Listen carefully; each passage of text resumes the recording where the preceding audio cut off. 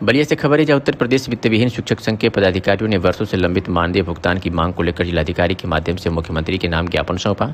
शिक्षकों का कहना है कि वित्त विहीन माध्यमिक विद्यालयों के लिए वर्ष 2016-17 में सरकार द्वारा 200 करोड़ रुपए का बजट जारी किया गया था, लेकिन आज तक मानदेय का भुगतान नहीं हो सका। संघ पदाधिकारियों ने सरकार से जल्द मानदेय जारी करने की मांग करते हुए कहा कि लंबे समय से आर्थिक परेशानियों का सामना कर रहे वित्त विहीन शिक्षकों के साथ न्याय किया जाए। परिषद है गियारत हुसैन, प्रधान महासचिव माध्यमिक शिक्षक महासभा उत्तर प्रदेश। जी, आज आप लोग जिलाधिकारी कार्यालय पर पहुंचे हैं, क्या है मामला, क्या मांगे? हम लोग शिक्षकों का जो अधिकार 1986 से बंद पड़ा है, सरकार ध्यान नहीं दे रही है।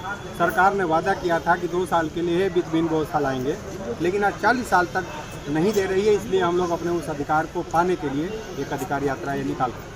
तो अधिकार यात्रा में कौन कौन लोग शामिल है आपके सहयोगी दल के? प्रदेश के सहयोगी दल कोई पार्टी, राजनीतिक पार्टी थोड़े है हम लोगों का। ये शिक्षक संगठन है, शिक्षक हैं, अपने अधिकार को मांग रहे हैं।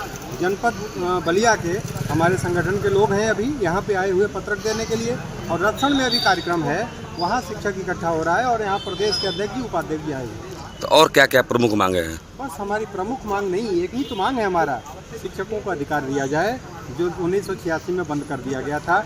वो सेवा शर्त के साथ निर्धारित करके हमें लागू किया। तो 1986 से लेकर अभी तक कौन सा ऐसा मतलब कि समस्या आ रही है जो मांग पूरी नहीं की जा रही है? सरकार ने कहा कि हम धनाभाव है 1986 में, हम दे नहीं सकते, और जब नहीं दे सकते तो हम 2 साल के लिए आप चलाइए, हम आपको आने वाले समय में 2 साल के बाद वेतन देंगे, लेकिन नहीं दे पाई। सरकार तो ये भी कह रही है कि सरकार के पास खजाने की कमी नहीं है।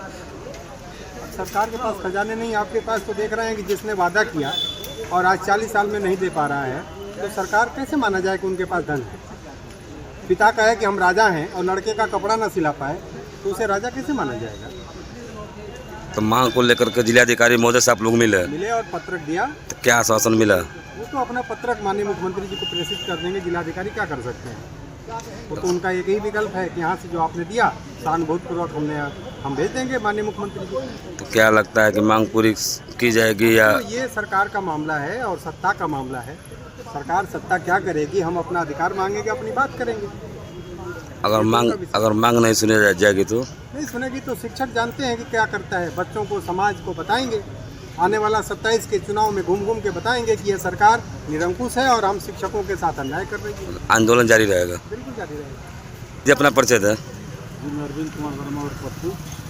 तो क्या कहना चाहेंगे? अभी तो भाई साहब ने अपना आप लोग की समस्याएं बताई। तो यही कहना चाहेंगे कि निरंतर हम लोग लगभग 40 वर्षों से दिन रात करके मेहनत करके बच्चों को पढ़ा करके और भविष्य उज्ज्वल कर रहे हैं समाज का, बच्चों का।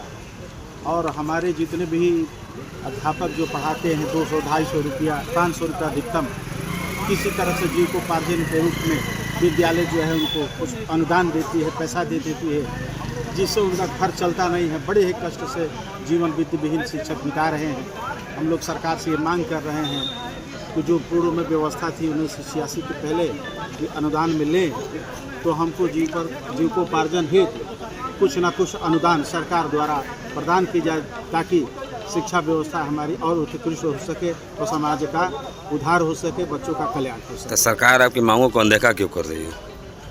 अनदेखा, अब उनकी क्या समस्या है, अनदेखा क्यों कर रही है, यह बात जो है हम लोग समझते समझते बहुत काफ़ी समय गुजर गया कि क्यों ऐसा सौतेलापन हमारे साथ किया जा रहा है, जबकि हम भी वही शिक्षक हैं और जो राजकीय और वित्त विहीन विद्यालय में अध्यापक पढ़ा रहे हैं उनकी भी डिग्री वही है और हमारी भी डिग्री वही है, और इस बावजूद यह सौतेलापन क्यों हो रहा है, यह तो सरकार बताए।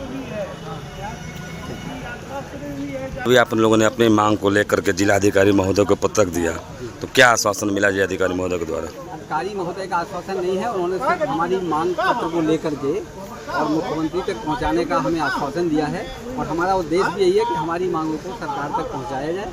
और बाकी हम अपनी अधिकार यात्रा के माध्यम से संदेश सभी तक भेज रहे हैं, सरकार तक अपना संदेश जाएगा, सरकार उस पर विचार करेगी। तो सरकार आप लोगों को मांगों को अनदेखा क्यों कर रही है? पिछले भी बार तो कई बार आप लोगों ने आवाज उठाया। कोई भी सरकार आज तक कभी किसी को बिना संघर्ष को देने की स्थिति में आती नहीं है। तो सरकार कभी चाहती नहीं हम किसी का भला करें। कहाँ चाहती है कि समाज को हम कुछ दें, किसी विभाग को कुछ दें? सरकार तभी देती है जब उसके पीछे एक आंदोलन खड़ा होता है, वो संघर्ष करते हैं। तो हम लोग अब खड़े हुए हैं, जागेंगे।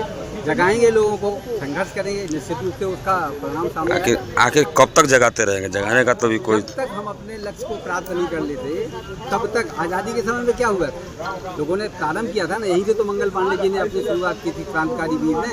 तो लेकिन उसके बाद परिणाम क्या हुआ, तो परिणाम बाद में सामने आता है, पहले एक जन जागरण होता है, और जागृति जब समाज में आती है तो सरकार को झुकना पड़ता है। कोई भी सरकार है जब देखेगी कि उसके पीछे बहुत बड़ा जनसमूह तो झुक जाएगी, उसे झुकना ही पड़ेगा। तो सरकार पर भरोसा है कि आप लोगों की मांग सुनी जाएगी? हमें भरोसा है, सरकार देना चाहती है, ब्यूरोक्रेसी इसमें आड़े आ रही, नौकरशाही से हट करके जैसे सरकार सोचेगी, हम लोगों से सीधे वार्ता करेगी, उसे समस्याओं का समाधान निकल आए। अपना परिचय दें। मेरा नाम चंद्रहन सिंह है, लोग बड़े बाबू के नाम से जानते हैं। मैं इसी जनपद का रहने वाला हूँ।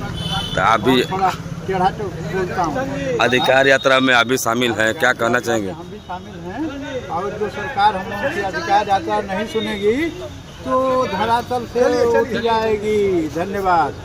क्या कहना चाहेंगे जन अधिकार यात्रा को लेकर के? अधिकार यात्रा शिक्षकों को एकत्रित करके अपने अधिकार और हक चलिए देशव्यापी रूप से चल रही है। आज बलिया से इसकी शुरुआत है। हम सब आपके माध्यम से पूरे शिक्षकों को जगाने का काम कर रहे हैं कि शिक्षक जगें और एक साथ संगठन से जब तक अधिक आप लोग की मांग पूरी की आंदोलन चलता रहेगा। चलता रहा। वित्तहीन शिक्षक महासंघ ने अपना मांग